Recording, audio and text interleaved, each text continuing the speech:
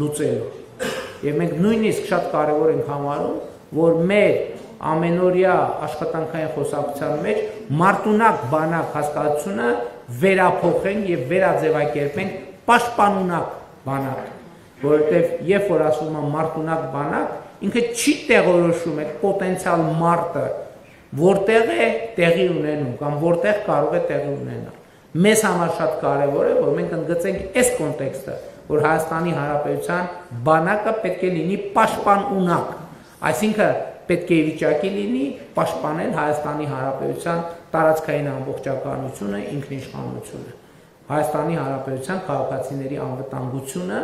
եւ ընդ որում ես ուզում եմ ընդգծել, որ սա միջազգային օրենքներով յուրաքանչյուր պետության պարտավորությունն է ապահովել սեփական քաղաքացիների անվտանգությունը, այդ թվում հնարավոր արտաքին միջամտություններից։ Եվ իհարկե բոլոր այս հարցերի վերաբերյալ մենք հիմա կարող ենք տարբեր հայեցակարգային հարցեր քննարկել պաշտպանության ոլորտի, կրթության ոլորտի, ցանկացած ոլորտի։ Շատ կարևոր է գնահատելով պետական բյուջե հասկացությունը արձանագրել, որ բացարձակապես ինչի մասին մենք խոսում ենք մեր հանրային օրակարգի, այդ բոլորը արտահայտված են պետական բյուջեի մեջ, այս կամ այն չափով։ Այսինքն, երբ որ մենք խոսում ենք պետական բյուջեի մասին, պետական բյուջեն մեր հանրապետության ամբողջ կյանքը կազմակերպելու մասին է։ Հանրապետության կենսագործունեությունը ապահովելու մասին է, ներառյալ յուրաքանչյուր քաղաքացու կյանքը եւ կենսագործունեությունը ապահովելու մասին։ Բայց ես շատ կարևոր եմ համարում, որ մենք ընդհանրապես մեր քաղաքացիների հետ շատ խոսենք պետական բյուջեի երևույթ, ինքներս իրար հետ շատ խոսենք, մենք բավարար չափով խոսում ենք, բայց էլի ավելի մանրամասն խոսելու տեղ միշտ կա, բայց կարևոր է նաև մենք մեր քաղաքացիների հետ մանրամասն խոսենք, թե այնուամենայնիվ ինչ է եւ ինչպես է ձևավորվում պետական բյուջե։ Ես այսպիսի մի մտավարժանք եմ արել այսօր փորձելու համար մեր քաղաքացիներին եւ ավելի պատկերավոր մաքսիմալ բարձ ներկայացնելու, թե ինչ է պետական բյուջեն եւ ինչպես է այն ձևավորվում։ Իրականում կարծում եմ պետական բյուջեն լավագույն արտահայտությունն է իրական Հայաստանի այն գաղափարախոսության, որ Հայաստանն իմ տունն է, ժողովուրդն իմ ընտանիքն է։ Պետական բյուջեն ընդհանրապես այս հայեցակարգից բխող բան է, որովհետև պետական բյուջեն մեր համատեղ ընտանեկան բյուջեն է։ Հայաստանի Հանրապետության ժողովրդի համատեղ ընտանեկան բյուջեն է, եթե մենք ելնում ենք այն կանխավարկածից, իսկ մենք ելնում ենք այն կանխավարկածից, որ ժողովուրդը մեր ընտանիքն է, այսինքն մեզնից յուրաքանչյուր քաղաքացի կարող է եւ պետք է մեր կարծիքով ասի, որ ժողովուրդը իր ընտանիքն է եւ այդպես է նաեւ իրականում։ Հիմա հասկանանք, թե ինչպես է բյուջեն ձևավորվում։ Եթե վերցնենք 2026 թվականի առաջին վարքյանները, դեկտեմբերի 31 եկավ, նոր տարին եղավ եւ 2026 թվականը եկավ։ Այդ պահի դրությամբ Հայաստանի Հանրապետության պետական բյուջեի եկամուտները 0 է։ Այսինքն 0,001 վարքյան։ Այդ պահի դրությամբ Հայաստանի Հանրապետության պետական բյուջեի եկամուտները 0 են։ Պատկերավոր ասած, եթե դա համարենք ընդհանրապես զրոյական կետ, այդ պահին Հայաստանի պետական բյուջեում ոչ մի լումա չկա։ 0 է։ Բյուջեի գումարը 0 է։ Իհարկե, քանի որ բյուջեն շարունակական պրոցես է, ինքը տենց մի տարում չի սկսում 2026, եթե սկսեր մեր բյուջեի պատմությունը 2026 թվականի հունվարի 1-ից, ուրեմն կլներ 0, բայց քանի որ շարունակական պրոցես է, սովորաբար նախորդ հաջորդ տարվա ծախսերի մեկնարկի համար նախատեսվում է ռեզերվ բյուջետային եւ նաեւ նախորդ տարվա եկամուտների չծախսված մասը փոխանցվում է պետական բյուջե, այսինքն ընթացիկ ծախսեր իրականացնելու համար։ Բայց եկեք պատկերացնենք, որ 2026 թվականը բյուջետային համակարգի մեկնարկի կետն է։ Մենք էլ քննարկում ենք 2026 թվականի պետական բյուջե։ Ուրեմն կեսգիշերի դրությամբ եւ նույնիսկ մի ժամ անց պետական նույնիսկ 2 ժամ անց, նույնիսկ 3 ժամ անց, նույնիսկ 4 եւ 5, նույնիսկ առավոտվա դրությամբ պետական բյուջեի եկամուտները 0 է։ Հիմա ինչպես են ձևավորվում պետական բյուջեի գումարները։ Պետական բյուջեի գումարները ձևավորվում են հիմնականում արտաքին մաներն են, համագործակցություններն են, սպային հաշվի չեմ առնում, ձևավորվում են հետևյալ հարկերի միջոցով կամ վճարումների միջոցով, ավելացված արժեքի հարկ, ակցիզային հարկ, եկամտային հարկ, սոցիալական վճարներ, շահութահարկ, շրջանառության հարկ, պետական տուրքեր, ներառյալ մաքսատուրք։ Այսինքն Հայաստանի Հանրապետության պետական բյուջեն ձևավորվում է այս հարկերի միջոցով ձևավորված խողովակներով տեղի ունեցող վճարումներից։ Հիմա ինչպես ես ուզում եմ ցույց տալ մի փոքր գիծ, մեկ կամ երկու փոքր գիծ բյուջեի ձևավորումը։ Հունվարի լույս 1-ի գիշերը բնականաբար առավոտյան խանութում մեծ հավանականությամբ, ասենք օրինակ, լինում են ապրանքներ եւ մատակարարվում են։ Վերցնենք ամենապարզ օրինակներից մեկը, գիշերը արտադրողը արտադրում է թթվասեր։ Չէ, գիշերը արտադրում է, որ առավոտյան, չնայած ես հիմա չգիտեմ ինչքանով այդ ավանդույթը կա, որ թարմության տրամաբանությամբ, որ սովորաբար թթվասեր մեկ էլ առնում ենք հունվարի 20-ի կողմերը, բայց եկեք նայենք, չնայած այդ ավանդույթը ոնց որ կամաց փոխվում է։ Հիմա հունվարի լույս 1-ի գիշերը արտադրողը թթվասերը արտադրեց, թողարկման պահին գոյանում է ավելացված արժեքի հարկ։ Այսինքն երբ որ ապրանքը թողարկվեց, ինքը դեռ չի վճարվել, բայց իր շուրջ, իր փաթեթավորման հետ ձևավորվում է նաև ավելացված արժեքի հարկ։ Բայց այդ հարկը մտնում է պետական բյուջե այդ ապրանքի շրջանառության արդյունքում։ Մասնավորապես, բնականաբար թթվասերը առաքվեց խանութ։ Եվ երբ քաղաքացին իր բակի խանութում գնում է թթվասերը, ասենք վճարելով 400 դրամ, այդ պահից սկսվում է բյուջեի համալրման գործընթացը։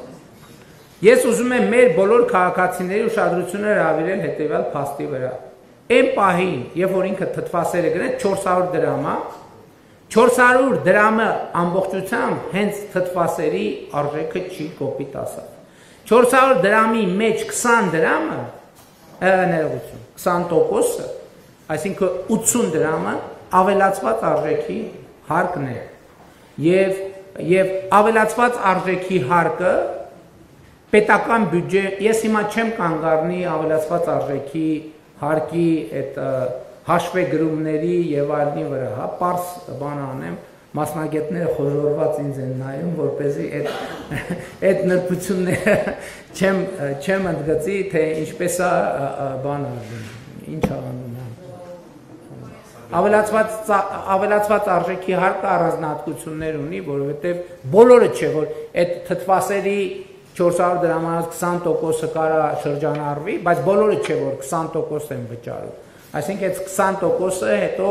ով ինչքան վճարեց, բաշխվում է որևէ ինչ բարդ մեխանիզմներով։ Բայց շատ կարևոր է, որ քաղաքացիները արձանագրեն, որ այդ թթվասերը երբ որ իրան գնեցին, 20%-ը ավելացված արժեքի հարկն է։ Եվ որպեսզի, այսինքն քաղաքացին չի կարող որևէ ձևով գնի թթվասեր Հայաստանում, որ իր գնած գնի մեջ 20% ավելացված արժեքի հարկը ներառված չլինի։ Ըստ էության ամեն ինչ, բացառությամբ կարող են լինել ապրանքներ, որոնք ավելացված արժեքի հարկից չէ, նույնիսկ շրջարկի դեպքում, այսա շրջարկին առանձին կանրադառնում։ Գնի մեջ ավելացված արժեքի հարկը ներառված, այսինքն չկա տարբերակ, որ մենք որևէ բան գնենք եւ հարկը չվճարենք։ Այստեղ խնդիրը ուրիշ բանի մեջ է, թե ինչքանով է այդ շրջանառությունը ոչ ստվերային, որպեսզի արձանագրվի, որ քաղաքացու վճարած ավելացված արժեքի հարկը մտնի պետական բյուջե։ Սա շատ կարևոր նրբություն է։ Այսինքն քաղաքացին այսպես թե այնպես վճարում է, այլ բան, որ ստվերային տնտեսության դեպքում քաղաքացու արդեն իսկ վճարած հարկը գնում է մասնավոր անձի գրպան, իսկ երբ որ շրջանառությունը ստվերային չի, այդ հարկը մտնում է պետական բյուջե։ Այսինքն ես ուզում եմ էլի ընդգծեմ, քաղաքացին տալիս է գումարը բյուջեին, բայց եթե շրջանառությունը ստվերային է, բյուջեին տրված գումարը գողացվում է, կոպիտ ասած, իհարկե, գողացվում է ուրիշների կողմից։ Եվ ահա այս շրջանառության ոչ ստվերայնությունը ապահովելու համար շատ կարևոր է, որ թթվասերը գնելու պահին խանութը դուրս գրի ՀԴՄ, այսինքն մեր մանրածախ առևտրի ոլորտում ստվերային շրջանառությունը կանխելու ձևը հաշվիչ դրամարկային կտրոնն է, և հաշվիչ դրամարկային կտրոնը երկու պատճառով է կարևոր, առաջինը նախ դա հնարավորություն է տալիս, որ թթվասերից շրջանառությունը լինի ոչ ստվերային, որպեսզի ի վերջո այն 20% ավելացված արժեքի հարկը վճարվի, և բացի դա թթվասեր վաճառողը առնվազն շրջանառության հարկ պետք է վճարի, և շրջանառության հարկը գոյանում է ՀԴՄ-ների կուտակման արդյունքում ձևավորված արձանագրված շրջանառության չափից, և եթե ՀԴՄ չի բաց թողնվում, իհարկե կան բարեխիղճ տնտեսվարողներ, ովքեր բաց են թողնում միշտ ՀԴՄ, բայց ես կարևոր եմ համարում քաղաքացու տեսակետից, եւ ես շնորհակալ եմ բոլոր բարեխիղճ տնտեսվարողներին, բայց կարևոր է հարցի մոտենալ քաղաքացու տեսակետից նաեւ։ Այսինքն ՀԴՄ-ների ցույց տրված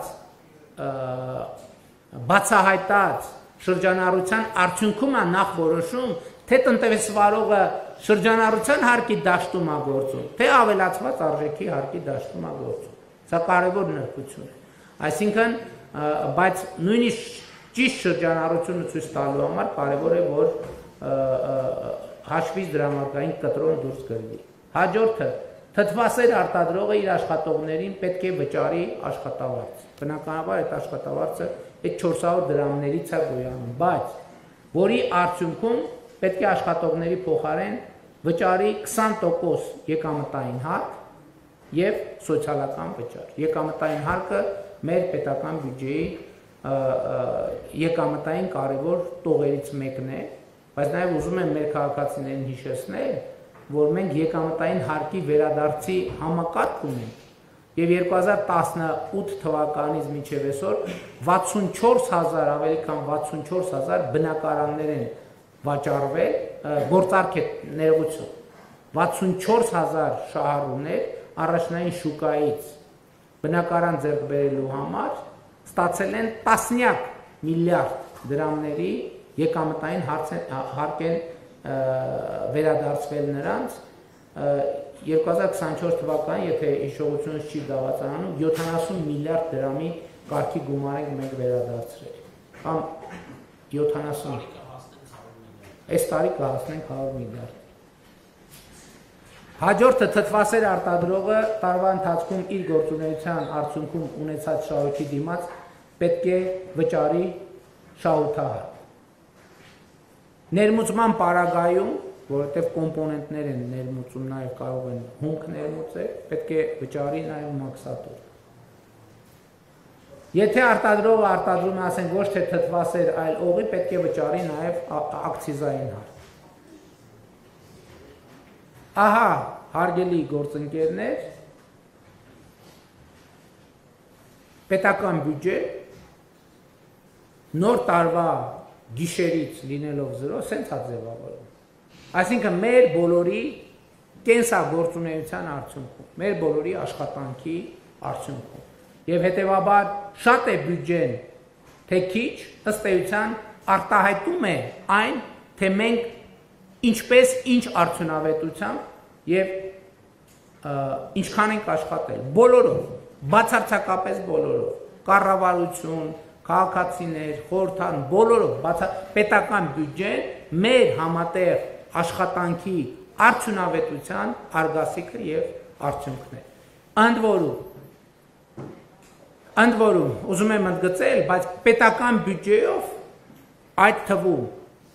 ապահովում են բոլորի կարիքները, Հայաստանի Հանրապետության բոլոր քաղաքացիների բազմաթիվ կարիքներ, ապահովում են Հայաստանի Հանրապետության պետական բյուջեից։ Ընդ որում ես էլի ուզում եմ վերադառնալ իմ այն պնդմանը, որ Հայաստանի Հանրապետության որևէ քաղաքացի, որևէ ընտանիք ինքը իր բարեկեցության համար ավելի մեծ ծախս չի անում, քան դա անում է պետական բյուջե։ Եվ ընդհանրապես, եթե Հայաստանի Հանրապետության պետական բյուջեն եւ համայնքային բյուջեները պատշաճ եկամտային եւ ծախսային հոդվածներ չունենան, Հայաստանի Հանրապետության, խնդրում եմ ուշադրություն դարձրեք, Հայաստանի Հանրապետության որևէ քաղաքացու բարեկեցությունը հնարավոր չի, անհնար է, բացի Հայաստանի Հանրապետության պետական բյուջեի եւ համայնքային բյուջեի բացակայության կամ պատշաճ եկամտային եւ ծախսային հոդվածներ չունենալու դեպքում որևէ քաղաքացու բարեկեցությունը ուղղակի անհնար է։ Ես ուզում եմ դրա համար բերել իմ սիրած մի օրինակ։ Ասենք մարդ կարող է ասի, բայց ինչ կապ ունի ինձ հետ պետական իմ բարեկեցության հետ, ինչ կապ ունի պետական բյուջեի ծախսային հոդվածը։ Ես շատ փող ունեմ, ինձ համար դղյակ եմ կառուցում, աննկարագրելի դղյակ եմ կառուցում, հրաշք։ Կարող է լինել այսպիսի դեպք, այո, կարող է լինել, բայց կարող է կառուցել այդ քաղաքացին։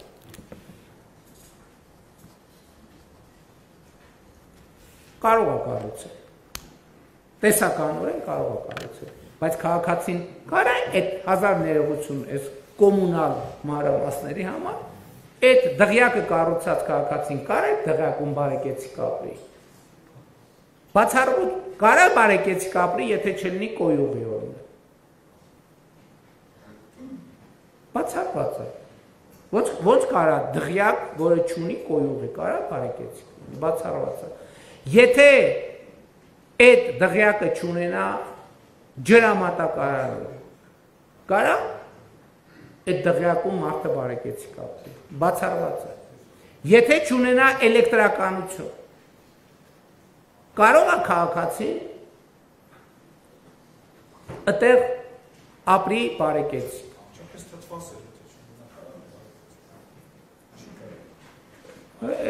Դե Էսա թթվասերին էլ կան, չի կարող։ Հիմա եթե ենթադրենք, որ մարդ այնքան բարեկեցիկ է, որ իր համար կոյուղի էլ է կառուցում, բան էլ է կառուցում,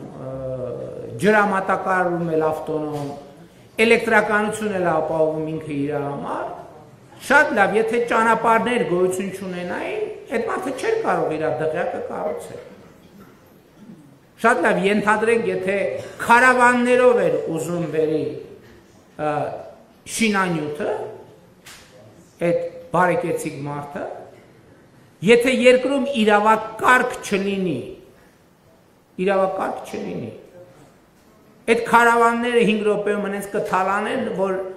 մեծ տորը կմնա ուխտի ականջը քարավան, եթե իհարկե քարավանը ուխտից է, եթե ձիերից եւ ջորիներից է, կմնա ձիերի եւ ջորիների ականջը մեծ կտորը։ Ուրիշ բան, այդ քաղաքացին կարող է ապրել բարեկեցիկ, եթե իր դղյակին հասանելի տրամաբանական մոտակայքում առողջապահական ծառայություն չլինի, որ այդ քաղաքացին իր չնաշխարհիկ դղյակը կառուցելիս կամ զբոսնելիս ընկավ ոտը ջարդեց, 103 զանգելու է, թե չի զանգելու։ Իսկ եթե պարզվի, որ հեռախոս չկա, որ զանգելու է, իսկ եթե պարզվի, որ 103 ավտոմեքենա չունի, իսկ եթե պարզվի, որ 103-ում աշխատող բժիշկ չկա, իսկ եթե պարզվի, որ 103-ում չկան անհրաժեշտ սարքեր եւ սարքավորումներ, հաջորդ այդ դղյակում կարող է մարդը բարեկեցիկ ապրել, եթե հասանելի հեռավորության վրա չլինի դպրոց, օրինակ։ Այնքը կարող է իր երեխաների համար լուսնից դասախոսներ բերել, բայց բժիշկը, որ պետքա գա իր ոտը բուժելու, ինքը որտեղ պիտի սովորեր։ Մինչև բժշկական համալսարան։ Հարգելի գործընկերներ, սա ցույց եմ ասում եմ, որովհետև ես հիշում եմ նախորդ տարվա բյուջետային քննարկումների ժամանակ ես այս արտահայտությունը արեցի, ինչ որ տեղ իմպրովիզով արեցի այդ նախադասությունը, ես էլ ասեցի ու մի պահ կանգ առա, եւ այս մի տարվա ընթացքում այդ մտածումներն ու քննարկումները այնքան են ամրապնդել այս թեզը, որ այս թեզը կասկածի տակ չի։ Հայաստանի Հանրապետության որևէ քաղաքացու, հիմա երկրորդ հայտարարությունն եմ արում, որը էլի եմ թերևս արել, որևէ քաղաքացու բարեկեցությունը կախված է առաջին հերթին ոչ թե նրանից, թե ինչքան է ինքը իր բարեկեցության համար ծախսում, այլ առաջին հերթին կախված է նրանից, թե ինչքան է պետական եւ համայնքային բյուջեն իր բարեկեցության վրա ծախսում։ Դղյակի օրինակով ես ցույց տվի, մարդը ինքը իր բարեկեցության վրա միլիոն էլ ծախսի, եթե պետական եւ համայնքային բյուջեն չի ծախսում, եւ պետական եւ համայնքային բյուջեն ծախսում է միշտ ավելի շատ, որովհետեւ այն ինչով կարելի է մի հատ դղյակ կառուցել, դրանով հնարավոր է կառուցել օրինակ մի կիլոմետր ճանապարհ ընդհանրեն, կամ չգիտեմ, գների հաշվարկի մեջ կարող է մի քիչ խառնել, թող լինի 2, թող լինի 3։ Եվ սա ես ինչի համար եմ ասում, որ ի վերջո մեր պետության երկարատև զարգացման եւ մեր երկրի անվտանգության բարեկեցության համար չափազանց կարևոր է, որ բյուջեի ընկալումը փոխվի։ Առաջինը, որ բյուջեն ձևավորվում է մեր բոլորի կատարած աշխատանքի արդյունքում, եւ երկրորդը, որ պետական բյուջեն է, որ ապահովում է Հայաստանի Հանրապետության քաղաքացիների անվտանգությունը, բարեկեցությունը եւ այլն եւ այլն։ Բավարար չի անվտանգությունը եւ բարեկեցությունը։ Ուրեմն պետական բյուջեն բավարար չի։ Բավարար չի պետական բյուջեն։ Ուրեմն մենք բավարար չափով հազար ներողություն գիտեմ, որ սենց հայտարարությունները նաեւ նյարդայնացնում են։ Ուրեմն մենք բավարար չափով արդյունավետ չենք աշխատում։ Դրա համար մեր բյուջեն այնպիսին չի, որ ապահովի։ Ընդ որում, միայն աշխատողի մասին չի խոսքը։ Միայն աշխատողի մասին չի խոսքը։ Խոսքը նաև գործազուրկի մասին է, որը պետական բյուջեի համալրման ճանապարհին ունի շատ կոնկրետ գործառույթ։ Մյուսներից հետ նման։ Որովհետև առնվազն նույնիսկ գործազուրկը մտնում է խանութ եւ թթվասեր առնում է, չէ։ Լավ թթվասեր չի առնում, հաց առնում է, չէ։ ՀԴՄ վերցնում է, թե չի վերցնում։ Էլի եմ ասում, բազմաթիվ բարեխիղճ տնտեսվարողներ անկախ նրանից կպահանջեն, թե չեն պահանջի, ՀԴՄ-ն դուրս են գրում։ Ես շնորհակալություն եմ հայտնում բոլոր մարդկանց։ Բայց ես խոսում եմ քաղաքացու իրավիճակի ընկալման եւ վերաբերմունքի մասին։ Նույնիսկ գործազուրկը իր գնաց հացի ՀԴՄ-ն վերցնում է, թե չէ։ Ես գյուղերում եւ ոչ միայն գյուղերում, այսօր մեր ցանկացած բնակավայրում մենք միլիարդների, տասնյակ միլիարդների, 100 միլիարդների ծրագրեր ենք արել։ Եվ համայնքներում, եւ հանրապետական նշանակության, բայց այսօր կան չլուծված խնդիրներ, բազմաթիվ են չլուծված խնդիրները։ Ինչու են այդ խնդիրները չլուծված, որովհետեւ Հայաստանի Հանրապետության պետական բյուջեն չի կարողացել լուծել այդ խնդիրները։ Ես ուզում եմ, որ մեր բոլոր քաղաքացիներին տեսանելի լինի կապը, ընդ որում ես խոստովանում եմ, որ շատ երկար ժամանակ ես էլ ինձ համար բանը դիսկոմֆորտ էլ ա եղել եւ մտածել եմ, լավ, ինչ ՀԴՄ ուզեմ, չուզեմ, այսինքն սա բոլորիս ա վերաբերում, ոչ մեկ թող գլուխ չգովա, ասի ես միշտ ես հիմա կարող եմ ասել, որ միշտ վերցնում եմ, միշտ չկա տես տարբերակ, որ չվերցնեմ, բայց սա նոր գործելակերպ է նաև ինձ համար, այս գիտակցությունից։ Հիմա բոլոր գյուղերում, քաղաքներում, թաղամասերում, երբ որ մարդկանց ես հարցնում եմ, ասում եմ, կան ձեր գյուղում, օրինակ, կամ քաղաքում, կամ թաղամասում չլուծված խնդիրներ։ Ասում են կա, ասում եմ, ինչքան պետք կլինի գումար, այսինքն առանց գումարի հնարավոր չի, չէ՞, խնդիրը լուծել, եւ այդ գումարը պետք է լինի բյուջետային։ Ընդ որում, մեր փորձը ինչ է ցույց տալիս։ Երբ որ գումարը բյուջետային չի, գումարը ծախսվում է եւ խնդրեմը չի լուծվում։ Մենք այսօր ունենք բազմաթիվ հանրապետությունում կառուցված բարեգործական տրամաբանության մանկապարտեզներ, միջև մենք պետական բյուջեն տեր չի կանգնել այդ մանկապարտեզներին, դպրոցներին, չգիտեմ, զբոսայգիներին, մնացած բաներին, որովհետև այդ բոլոր կամ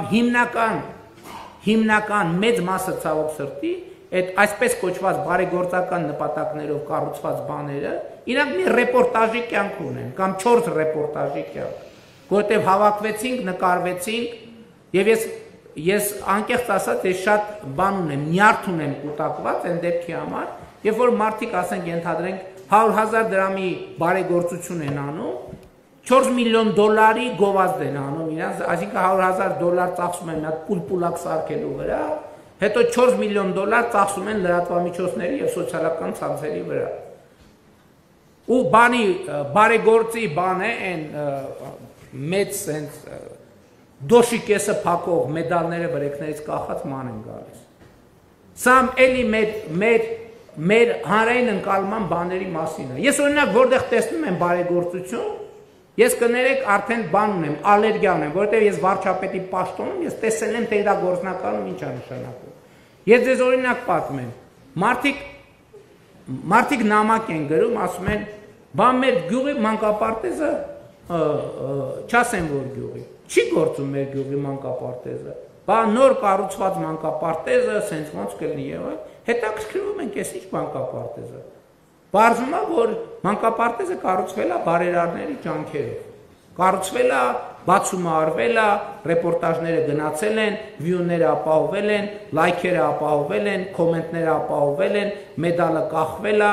անունները քանդակվել է պատերին, ոսկետար, բանի ադամանդակուր եւ այլն եւ այլն։ Ու բանը պարզա երեկոյան ընթրիկ, առավոտյան խաշ եւ բոլորը արդեն ծրվել են։ Եվ դրանից մի ամիս հետո մանկապարտեզը փակվել է, ինչու՞։ Որովհետեւ հոսանքի պարտք ունի։ Եվ պարզ չի ով պետք է վճարի։ Ջրի պարտք ունի։ Աշխատողները աշխատել են, բա ով է վճարելու իրանց աշխատավարձը։ Եվ այլն եւ այսպես շարունակ։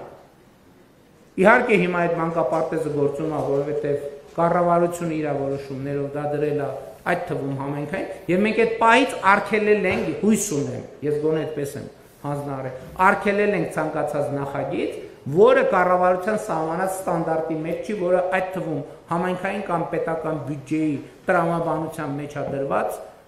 եւ այդ տրամաբանության մեջ է աշխատում։ Եվ հետեւաբար հարգելի գործընկերներ, պետական բյուջեն յուրաքանչյուր ընտանիքի բարեկեցության վրա ավելի շատ գումար է ծախսում, քան ցանկացած առանձին վերցրած ընտանիք։ Եվ ուզում եմ նաև ասել, այո, ես հասկանում եմ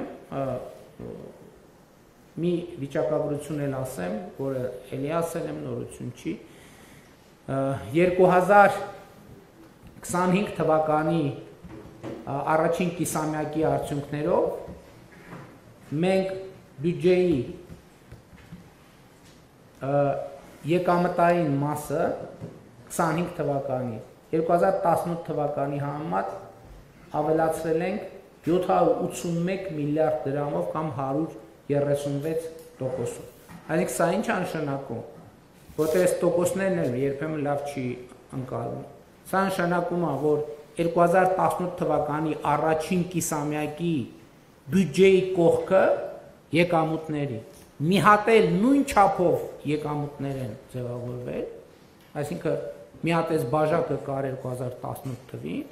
մի հատ էլ սրա նման բաժակ կողքը նույն ձևի հայտնվել է, պլյուս 36%։ Ինչ? Արաղ, ինչի արաղի հենց։ Շատ լավ։ Շատ լավ, համաձայն եմ։ Այսինքն ես նկատի ունեմ այս process-ը գնում է, բայց էլի եմ ասում, սա կառավարության ջանքն է, ոչ միայն։ Ես կրկին ուզում եմ շնորհակալություն հայտնել մեր բոլոր այն տնտեսվարողներին, ինչպես ասում եմ, աշխատող արդյունք ստեղծող եւ հարկերը վճարող մեր բոլոր տնտեսվարողներին։ Ես հիմա ուզում եմ նաեւ շնորհակալություն հայտնել մեր բոլոր այն քաղաքացիներին, ովքեր կապ չունի 10 դրամի, թե 10,000 դրամի, թե 110,000 դրամի առևտուր են անում, առանց ՀԴՄ կտրոնի խանութից դուրս չեն գալիս։ Հատուկ շնորհակալություն եմ ուզում հայտնել բոլոր այդ քաղաքացիների։ Բայց ես նաև ուզում եմ շնորհակալություն հայտնել հատուկ պետական բոլոր եւ համայնքային այն ծառայողներին, ովքեր իրենց գործունեությամբ ամենօրյա աշխատանքով ջանք են ներդնում ստվերային տնտեսությունը կրճատելու եւ պատշաճ հարկային հավաքագրումները ապահովելու համար։ Եվ սա չափազանց կարևոր կոնտեքստ է եւ նաեւ ուզում եմ մենք խոսենք այն առանցքային ծրագրերի մասին։ Հիմա գումարը հավաքեցինք հունվարի 1-ի թթվասերը առանք, ՀԴՄ վերցրինք, հարկը վճարեցինք։ Ինչ են 26 թվի, ինչ են կանելու, որ նա մեր բյուջեի առանձնահատկությունը, նախ, բյուջեն իմիջայլոց, էդ էլ է շատ կարևոր արձանագրում։ Ես այն չի համար եմ ասում, որ մենք հասկանանք, որ ոչ թե բյուջեն ճամպրուկներ են կամ սենյակա, որի մեջ փողերը դրած է եւ բանալին էլ ֆինանսների նախարարի կամ վարչապետի կամ կենտրոնական բյուջեն կանխատեսում է, ընդհանրապես կանխատեսում է, թե մենք ինչքան ենք աշխատելու նախորդող շրջանի փորձի եւ տնտեսական եւ քաղաքական process-ների վերլուծության հիման վրա։ Այսինքն ես ուզում եմ մենք շատ լավ հասկանանք, տեն սենյակ չկա, որտեղ այդ փողը դրած է։ Չնայած ասում եմ կան ռեզերվներ, որոնք բանկային հաշիվներում, կենտրոնական բանկում կառավարությունը պահում է, կան վարկային միջոցներ, բայց մեծ հաշվով բյուջեն հոսք է, բյուջեն